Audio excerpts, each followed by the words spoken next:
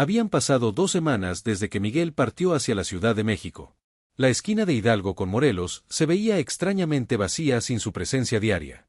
El cartón que usaba como asiento seguía ahí, manchado por la lluvia de los últimos días. Nadie se había atrevido a tirarlo, como si fuera un memorial sagrado a sus sueños perdidos. Algunas mañanas, cuando el sol pegaba en cierto ángulo, aún se podía ver la silueta desgastada que había dejado su cuerpo durante tantos meses de espera. Elena visitaba la esquina cada tarde después de clases, como un ritual inquebrantable.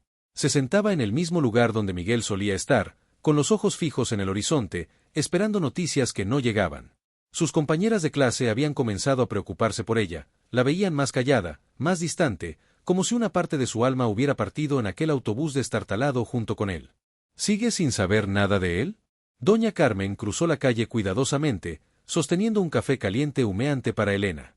Sus pasos eran más lentos últimamente, como si el peso de la preocupación la hubiera envejecido años en estas 2 semanas. Nada, absolutamente nada.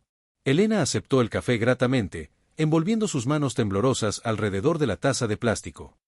Dijo que me escribiría en cuanto llegara, que me contaría todo sobre la ciudad, sobre las oportunidades, pero es como si se lo hubiera tragado la tierra. ¿Usted cree que esté bien? ¿Que haya llegado sano y salvo? Carmen se sentó junto a ella en el cartón húmedo, sin importarle que su falda se manchara. Observó el rostro preocupado de Elena, viendo en ella el reflejo de su propia ansiedad maternal. Ese muchacho tiene algo especial, mijita. Una luz en los ojos que no se apaga fácilmente. Lo va a lograr, ya verás. A veces los sueños más grandes requieren sacrificios que no entendemos en el momento. Mientras tanto, en los pasillos silenciosos de la iglesia del pueblo, el padre Francisco había notado un cambio drástico en don Roberto. El hombre que antes aparecía esporádicamente para las misas dominicales, ahora venía a la iglesia más seguido, siempre con la misma pregunta en los labios, siempre con esa expresión ansiosa que no conseguía disimular del todo. Roberto, ¿por qué no me dices de una vez qué arreglaste realmente para ese muchacho? El padre le habló en voz baja mientras ordenaba los candelabros del altar. Te conozco desde que eras niño, y sé cuando algo te está carcomiendo por dentro. Don Roberto encendió una vela frente al altar con manos que temblaban ligeramente. La llama danzó, proyectando sombras inquietas en su rostro curtido por los años y los secretos. Le di una oportunidad, padre. Una oportunidad real, pero... Hizo una pausa larga, como si las palabras le pesaran en la lengua. Una oportunidad que quizás era demasiado grande para un muchacho de nuestro pueblo. Y... No me dejes con la mitad de la historia, Roberto. Carlos Mendoza no es solo el hermano del fotógrafo de la revista.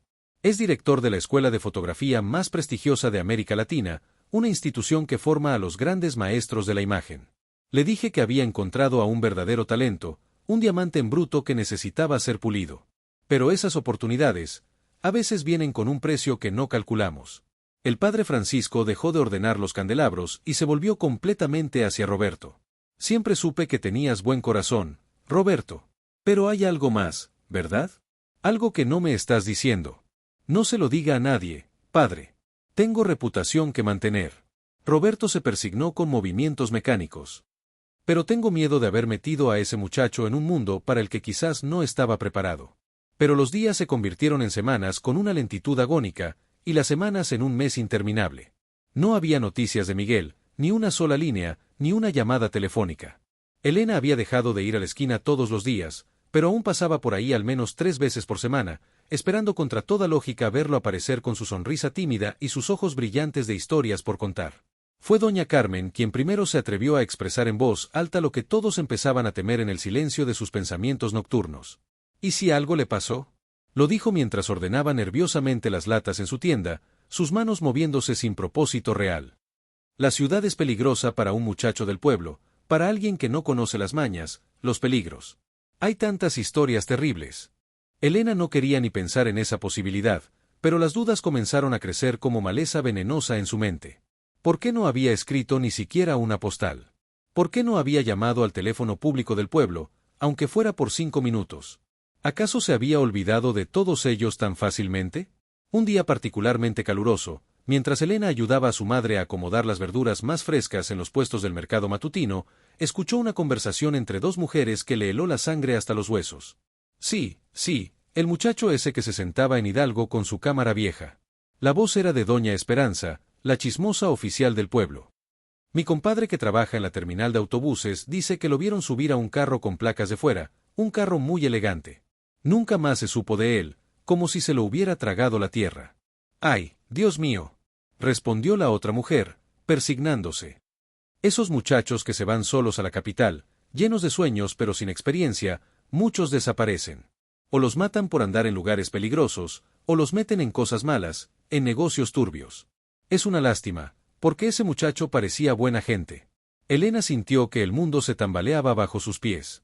Las verduras se le cayeron de las manos, rodando por el suelo polvoriento del mercado. Corrió directamente a buscar al padre Francisco, con el corazón latiendo tan fuerte que pensó que se le saldría del pecho. «Padre, padre, tiene que ayudarme». Irrumpió en la iglesia sin aliento, con lágrimas ya corriendo por sus mejillas. «Necesito ir a buscarlo, necesito saber qué pasó realmente. No puedo seguir viviendo con esta incertidumbre que me está matando por dentro». «Elena, cálmate, respira hondo». El padre la guió hacia una banca. «No sabemos qué pasó realmente. Los rumores en este pueblo crecen como la hierba mala, y no siempre tienen raíz en la verdad. Entonces averiguémoslo». Elena se aferró a las manos del sacerdote. ¿No puede hablar con don Roberto? Él debe saber algo, él fue quien le consiguió esa oportunidad. Debe tener contactos, debe poder averiguar algo. Pero cuando fueron a buscar a don Roberto esa misma tarde, descubrieron algo que los dejó completamente desconcertados: él también había desaparecido. Su casa estaba cerrada a cal y canto, con un candado nuevo y brillante en la puerta principal. Los vecinos, interrogados uno por uno, decían que se había ido 3 días después de Miguel, sin avisar a nadie, sin dejar explicaciones, llevándose apenas una maleta pequeña. «Esto no puede ser coincidencia», murmuró Elena, sintiendo como una sospecha terrible comenzaba a formarse en su mente. «Algo está muy mal aquí. Muy, muy mal». Las semanas siguientes fueron las más difíciles y dolorosas para quienes habían conocido y querido a Miguel. Elena dejó de ir a clases regularmente, perdiendo exámenes importantes y preocupando profundamente a sus padres y maestros. Doña Carmen mantenía la esquina limpia obsesivamente, barriendo cada mañana las hojas y la basura, como si esperara su regreso inminente. El padre Francisco rezaba cada noche por el muchacho desaparecido, encendiendo velas que iluminaban tenuemente sus oraciones desesperadas. Fueron pasando los meses como agua turbia bajo un puente. El primer año. El segundo. Las personas comenzaron a hablar de Miguel en tiempo pasado, como si hubiera muerto aunque no hubiera cuerpo que enterrar. El muchacho que quería ser fotógrafo. El que desapareció sin dejar rastro. Una lástima, tenía tanto talento, tanta pasión. Elena se graduó de la preparatoria con honores académicos que sabían amargos en su boca. Había canalizado su dolor profundo en los estudios, determinada a no desperdiciar su propia vida, pero cada logro se sentía incompleto sin poder compartirlo con él.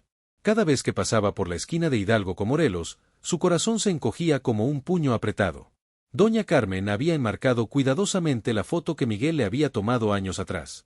La tenía en el lugar más prominente de su tienda, entre las imágenes de santos y vírgenes, y cuando la gente preguntaba con curiosidad, contaba la historia completa del muchacho fotógrafo que había desaparecido persiguiendo sus sueños.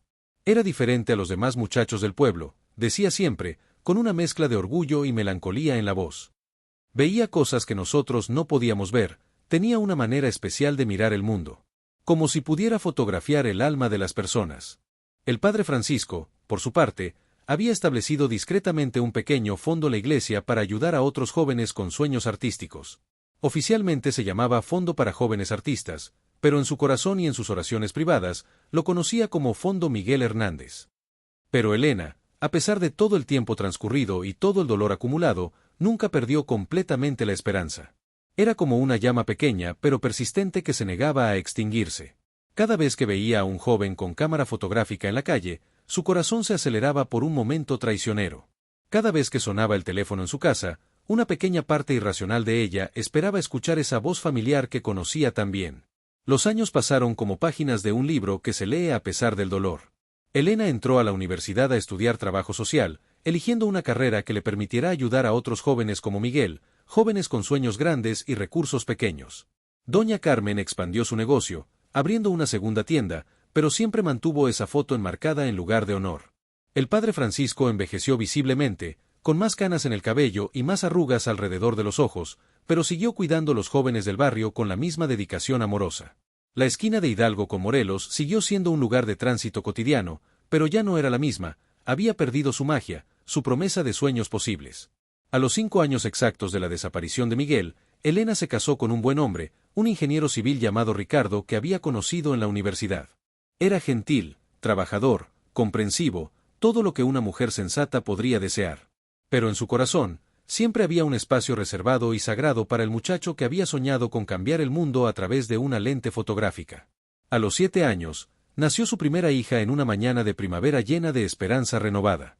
Le puso Elena Isabel, en honor a su propia madre, pero todos la llamaban Belita por su carácter alegre y travieso. La niña creció escuchando historias del muchacho fotógrafo que había desaparecido antes de que ella naciera, como si fuera un cuento de hadas moderno y melancólico. A los 9 años de la desaparición, el padre Francisco enfermó gravemente, con una neumonía que se complicó debido a su edad avanzada. En su lecho de hospital, entre delirios de fiebre alta, seguía preguntando por noticias de Miguel, como si esa pregunta hubiera quedado grabada permanentemente en su alma. Y entonces, casi 10 años después de aquella partida en el autobús destartalado que cambió tantas vidas, llegaron las noticias que cambiarían todo nuevamente, como un terremoto emocional que sacudiría los cimientos de lo que todos creían saber.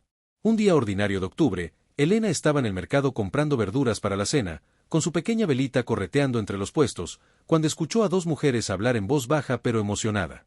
¿Ya viste la revista nueva? Salió un fotógrafo mexicano que ganó un premio internacional muy importante. Algo. Hernández, creo que se apellida. Dice que es de un pueblo pequeño. El corazón de Elena literalmente se detuvo. El mundo se volvió silencioso, como si alguien hubiera apagado todos los sonidos.